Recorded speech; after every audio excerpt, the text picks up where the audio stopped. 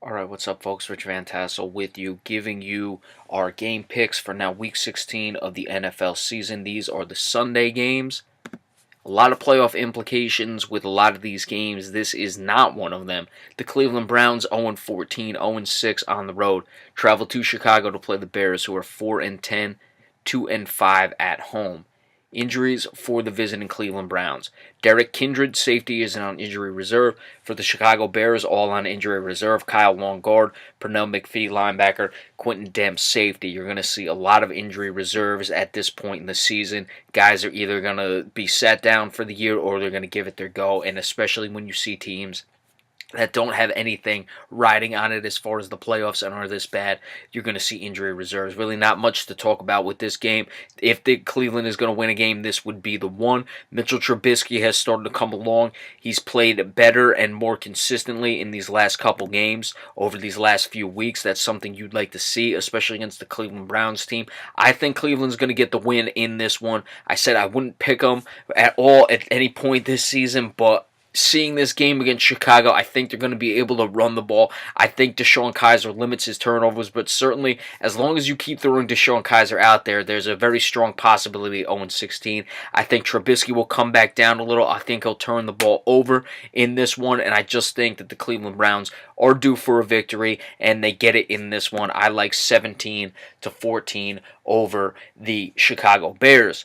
The Detroit Lions, 8-6, 5-2 on the road, travel to Cincinnati to play the Bengals, who are 5-9, 3-4 at home. Injuries for the Lions, again, this is injury reserves. Both of them, T.J. Jones, wide receiver, Greg Robinson, offensive tackle.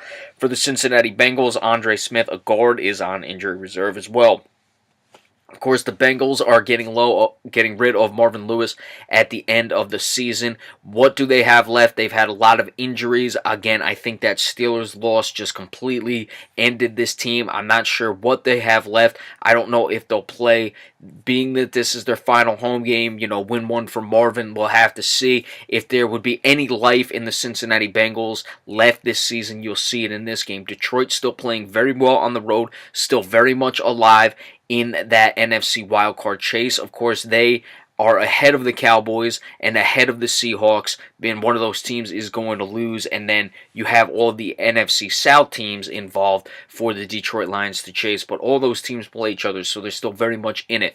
What is the running game going to come from? Are you going to see more Tion Green in this one? Can Amir Abdullah step up? Is it just going to be all Matt Stafford in this one? Interesting game here. If Cincinnati has that one last-ditch effort, they could give Detroit some problems. They haven't run the ball very well, the Cincinnati Bengals. Neither have the Detroit Lions, so I just like to keep an eye on what happens with Cincinnati here if they give Marvin Lewis a send-off. I don't expect it. Matt Stafford, once again, will have to make the plays because that's just the way the Detroit Lions win. I like 27-17 over the Cincinnati Bengals.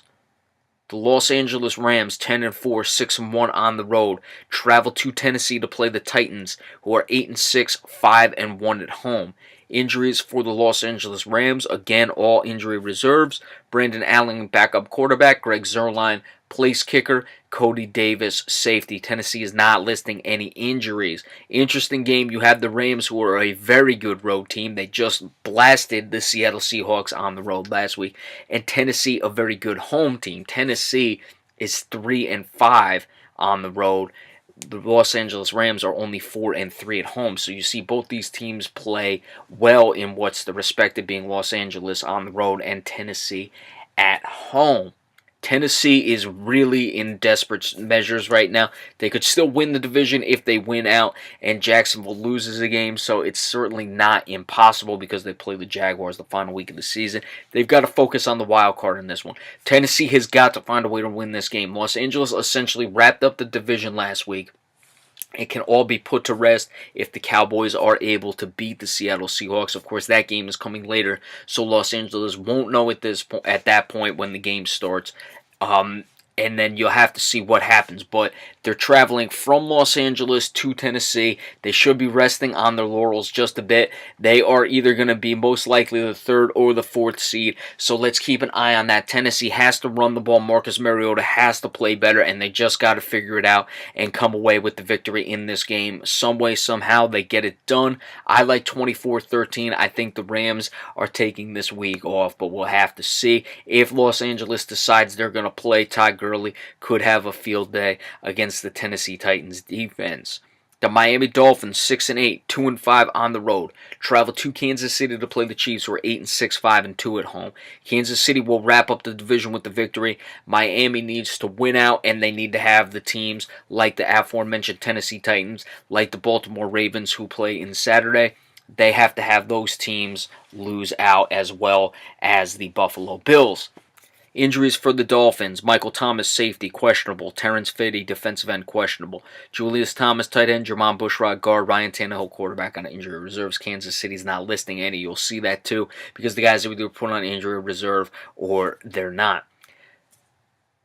What can Miami do going on the road to play the Kansas City Chiefs? Well, I'm expecting turnovers by Jay Cutler. We saw Kansas City start to come alive last week. Marcus Peters started to get interceptions. They were forcing fumbles, and the Chargers were turning the ball over left and right. I'm expecting more of that. I think Kansas City has a bit more of their swagger back. Look for the Chiefs. They could still be a dangerous team in the playoffs.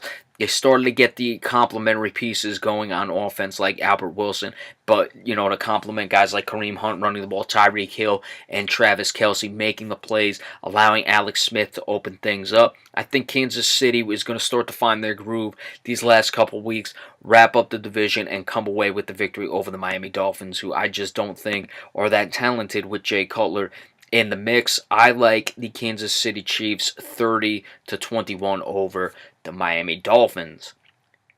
One of the more interesting games for me, the Buffalo Bills, 8-6, 2-4 on the road. They are a bad road team. Travel to New England to play the Patriots, who are 11-3, 4-2 at home. Buffalo currently holds that last wild card spot. They're tied with teams like Tennessee Titans, like the Baltimore Ravens, all at 8-6. Injuries for the Buffalo Bills: Cole Anderson, safety, is on injury reserve. For the Patriots, Malcolm Mitchell, a wide receiver, is on injury reserve. Eric Lee, defensive end. Matthew Slater, wide receiver. And Adrian Waddle, offensive tackle, are all questionable. Really, what it comes down to is, am I going to pick the Buffalo Bills? Are the Buffalo Bills, who can't beat a team like New England, they can never win these big games, really have a shot to put themselves in? Of course, you have the Titans playing the Rams. I'm picking the Titans to win, but there could be a loss there where they win this game and all of a sudden they end that 17-year drought. We'll have to see. Tyrod Taylor is back in the lineup. LaShawn McCoy is kind of iffy with injuries. He'll be playing. It's just what he's nursing. What can he do? He's really started to come on. They're going to rely on him heavily. I think Buffalo has got to take some chances down the field and try to keep pace with the New England Patriots. Is this defense for Buffalo, which has been good all year, going to be able to slow down the New England Patriots? I'm going to look foolish. I've picked Buffalo at times. I've said I'd never do it again. But I think the Buffalo Bills finally step up and surprise the New England Patriots. Patriots are likely going to be the 1 seed. They could still slip out, but they would have to lose both these games, and Pittsburgh would have to win both of these games down the stretch. Now, could New England look to just put the throat on Buffalo right now, win, and then take next week off? Sure, anything's possible. I want to give the Buffalo Bills the benefit of the doubt. This may be the last time I do it. If they're at least competitive in this game, maybe I'll do it again in the future, but chances are they might end up getting blown out. But I think that Tyrod Taylor will find his weapons downfield. Charles Clay, they're going to try to take some chances early, try to jump on the New England Patriots. You can't play conservative in this game. They're going to throw caution to the wind, and they're going to come away with a 27-24 victory. The Buffalo Bills get a huge one over the New England Patriots. All right, we will be back in a little bit to continue on with the Sunday game picks for now Week 16 of the NFL season. Be sure to stay tuned. Thank you.